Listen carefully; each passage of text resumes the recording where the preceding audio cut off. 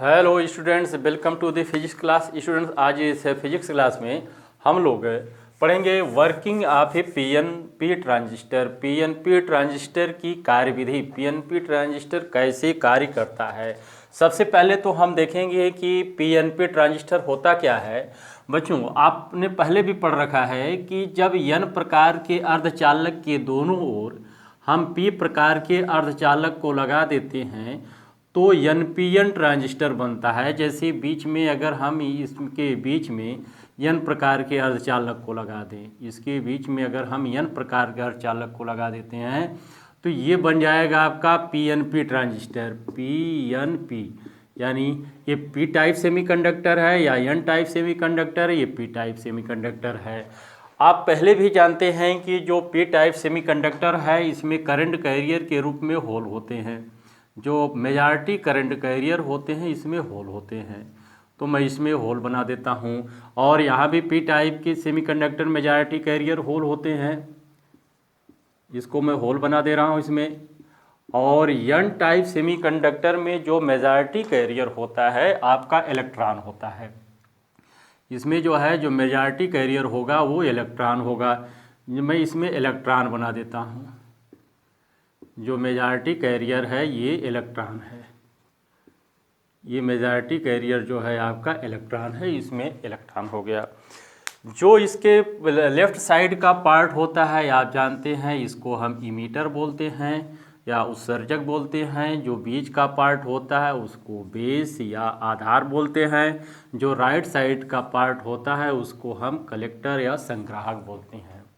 Biasing करने के लिए हम क्या करते हैं कि जो इमीटर होता है उसको फॉरवर्ड बायस में जोड़ते हैं। क्योंकि ये पी प्रकार का अर्धचालक है, पॉजिटिव है, ये पी प्रकार का अर्धचालक है, तो फॉरवर्ड बायसिंग रिवर्स बायसिंग का मतलब होता है जब पी प्रकार के अर्धचालक को किसी बैटरी के धन सिरे से जोड़ते हैं तो फॉरवर्ड बायस होता है। जब पी प्रकार के अर्धचालक को हम बैटरी के ऋण सिरे से जोड़ते हैं तो रिवर्स बायस में होगा। अथवा इसका उल्टा, एन प्रकार के अर्धचालक को एन सिरे से जोड़ेंगे तो फॉरवर्ड, पी सिरे से जोड़ेंगे, पॉजिटिव सिरे से जोड़ेंगे तो रिवर्स हो जाएगा। तो यहाँ पर चूँकि हमको मालूम है कि ई बी हमेशा फॉरवर्ड बायस में होंगे तो इसको हम फॉरवर्ड बायस में जोड़ेंगे, यानी ये प्लस हो जाएगा, ये माइनस हो जाएगा, ये हो जाएगा आपका फॉरवर्ड बायस। और इसको हम संग्राहक को हमेशा रिवर्स बायस में जोड़ते हैं, यानी कलेक्टर भी ऑलवेज इन रिवर्स बायस। तो आपका पी है तो इस निश्चित रूप से इसको हम निगेटिव से जोड़ेंगे तभी आपका रिवर्स होगा, और इसको हम पॉजिटिव से जोड़ देते हैं। एक चीज़ बच्चों यहाँ पर और ध्यान देना है कि हमेशा इस करंट का मान थोड़ा सा अधिक रखते हैं। इससे ये आपका पी प्रकार का चालक है तो माइनस होगा, plus minus plus minus plus, इसको जोड़ देंगे। और इसको जो है कहेंगे बी सी बी और इसको कहेंगे बी ई बी। यहाँ याद रखिए कि B C B is greater than, B C B is greater than B E B, B C B is greater than V E B. ये वी ई बी यानी उत्सर्जक आधार विभव की अपेक्षा जो होता है संग्राहक आधार विभव अधिक होता है। तो ये आपके पीएनपी ट्रांजिस्टर की बायसिंग हो गई। अब यहाँ पर हम देखते हैं होता क्या है। यहाँ पर सिंपली अगर देखें, इस पार्ट को अगर हम ना देखें तो आप ये देखो यहाँ पर ये पीएन संधि डायोड बन गया है। ये क्या बन गया है हमारा? पीएन संधि डायोड बन गया है। फॉरवर्ड बायस होने के कारण क्या होगा, इसमें है क्या कि ईबी जो है आपका फॉरवर्ड बायस में है, ये फॉरवर्ड बायस में है। आपका उत्सर्जक आधार जो है हमेशा अग्र अभिनत में है, फॉरवर्ड बायस में। जब फॉरवर्ड बायस में होने के कारण जो पी प्रकार के अर्धचालक में मेजॉरिटी कैरियर होल हैं वो एन प्रकार के अर्धचालक की ओर चलेंगे। यानी जो होल हैं ये चलेंगे एन प्रकार के एन टाइप सेमीकंडक्टर की ओर, और इलेक्ट्रॉन जो हैं चलेंगे पी टाइप सेमीकंडक्टर की ओर। क्यों? Due to forward bias, due to forward bias. यानी अग्र अभिमत में होने के कारण पी प्रकार के अर्धचालक से होल एन प्रकार के अर्धचालक की ओर और n प्रकार के अर्धचालक से इलेक्ट्रॉन p प्रकार के अर्धचालक की ओर चलते हैं। हो गया। दूसरा चीज, जब बच्चों ये p प्रकार के अर्धचालक से मेजॉरिटी कैरियर जो कोटर होते हैं या होल होते हैं, जब n प्रकार के अर्धचालक की ओर चलते हैं तो n प्रकार के अर्धचालक का अधिक पतला होने के कारण, n प्रकार का अर्धचालक जो है आपका अधिक पतला है, इस पतला होने के कारण इसको क्रॉस करके कलेक्टर में चले जाते हैं। अधिकतर लगभग 98% होल जो होते हैं इसको क्रॉस करके कलेक्टर में चले जाती हैं। 98% क्रॉस करके कहाँ पहुँच गए? कलेक्टर में। पर लगभग 2% ही ऐसे होल हैं जो कंबाइन करते हैं इलेक्ट्रॉन से। लगभग 2% होल ऐसे हैं जो यहाँ पर मेजॉरिटी कैरियर आधार में कंबाइन करते हैं और कंबाइन करने के बाद ये विलुप्त हो जाएंगे या उदासीन हो जाएंगे। लगभग 98% होल जो है कलेक्टर की ओर बेस को क्रॉस करके कलेक्टर में पहुंच जाते हैं। केवल 2% ही होल ऐसे होते हैं जो इलेक्ट्रॉन में उपस्थित बहुसंख्यक आवेशवाहक इलेक्ट्रॉन से, क्योंकि n टाइप है तो बहुसंख्यक 2% होल ऐसे होते हैं जो n टाइप सेमीकंडक्टर में उपस्थित बहुसंख्यक आवेशवाहक इलेक्ट्रॉन से संयोजन करके विलुप्त हो जाते हैं। इस प्रकार जिस समय यह संयोजन यहाँ पर होता है, एक इलेक्ट्रॉन की यहाँ पर कमी हो जाती है। ध्यान दीजिए, आधार में एक इलेक्ट्रॉन की कमी हो जाती है, उसी समय एक इलेक्ट्रॉन निकल करके बैटरी के ऋण सिरे से निकल करके इस रास्ते से होते हुए आधार में प्रवेश करके इलेक्ट्रॉन की कमी को पूरा करता है। बैटरी भी ईबी के ऋण सिरे से एक इलेक्ट्रॉन निकला और ऐसे होते हुए जाकर के आधार में मिल गया और ये इलेक्ट्रॉन की कमी को पूरा कर दिया।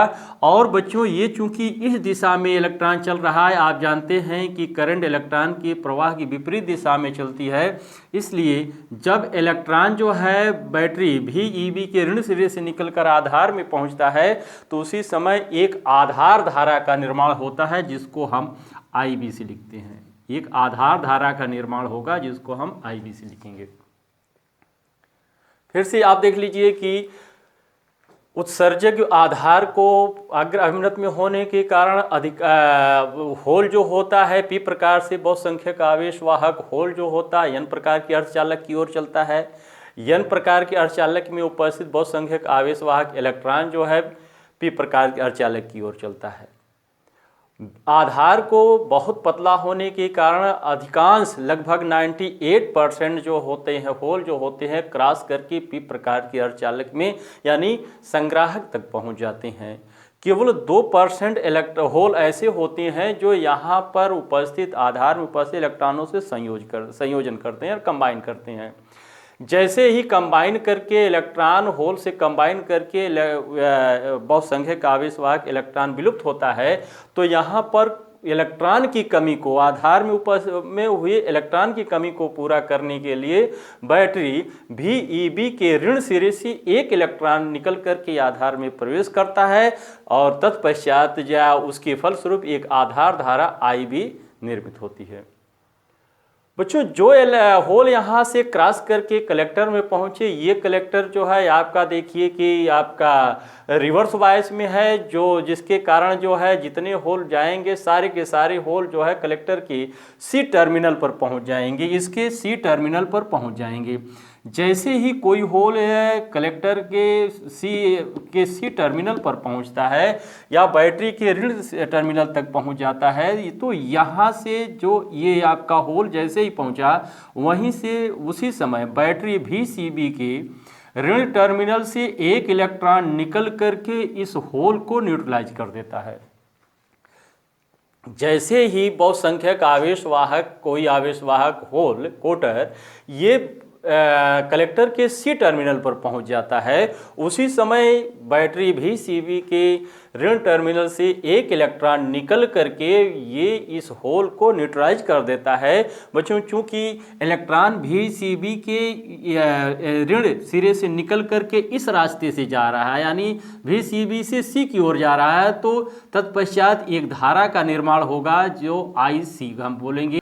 बच्चों ठीक है, उसी जिस समय यहाँ से एक इलेक्ट्रॉन निकल करके इस होल को न्यूट्रलाइज कर देता है, और या यहाँ पर एक होल जा करके न्यूट्रलाइज कर देता है, इलेक्ट्रॉन को न्यूट्रलाइज कर देता है, उसी समय जो आपका उत्सर्जक है उसके ई टर्मिनल पर आप ध्यान दीजिए कि जिस समय यह होल आपका जो है यहाँ से निकला है, ई सिरे से निकला, होल जो है पी से उत्सर्जक से निकल करके कुछ 2% तो यहाँ न्यूट्रलाइज हो गया और बाकी 98% इसमें गया। जब यहाँ से सी टर्मिनल पहुँचा, यहाँ से इलेक्ट्रॉन जाकर इसको भी न्यूट्रलाइज किया, यहाँ भी होल न्यूट्रलाइज हुआ, यहाँ भी होल न्यूट्रलाइज हुआ।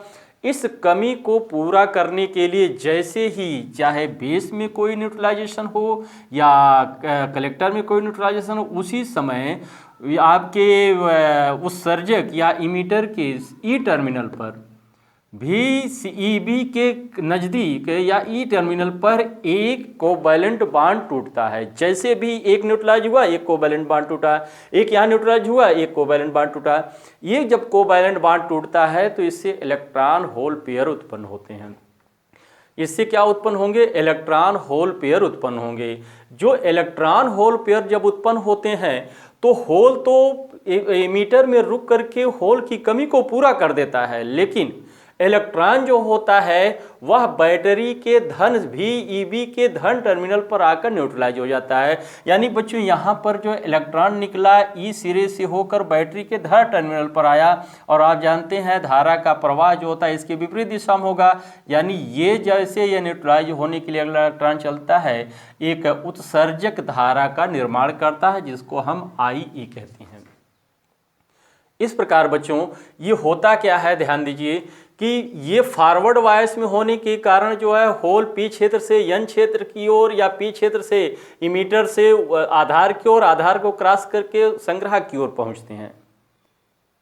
और जैसे न्यूट्रलाइजेशन होता है उसी समय यहाँ पर जो है ये कोवैलेंट बांड टूटेगा। बैटरी VEB के ई सिरे पर जो है एक कोवैलेंट बांड टूटेगा।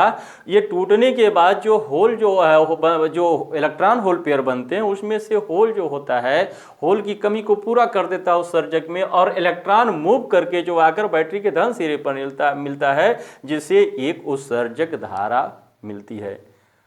बच्चों इस डायग्राम को देखने के बाद आपको ये पता चलता है कि जो हमारी IC है यानी संग्राहक धारा तथा IV धारा मिल करके IE धारा का निर्माण करती है।